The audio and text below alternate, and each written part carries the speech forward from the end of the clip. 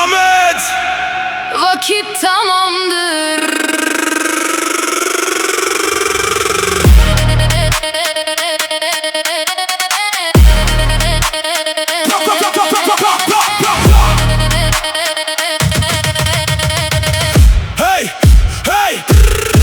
Karanlık sokaklar, yeşil ve kırmızı yılların hasreti dindirdi sızıyı. Düştük kalktık kan ter içinde, şimdi bu efsane zafer peşinde. Krampon toprağa, yürekler sahaya, kestik biletleri, çıktık bu yola.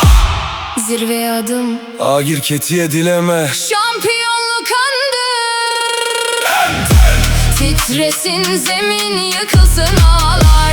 Keskusore şahit bu dağlar. Acımak yok bak, ecel kapıda. Süper Lig uyan, Ahmet Spor sahada.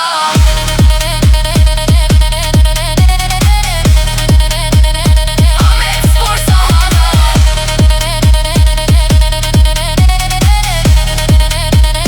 Ahmet Spor sahada. Söz verdik, inandık, boyun eğmedik. Bu sevda uğruna bedel ödedik. Şimdi kupa bizde, zafer elimizde. Koca bir tarihin yükü belimizde. Son nefese kadar, En bir evrene, son düdük çalana kadar.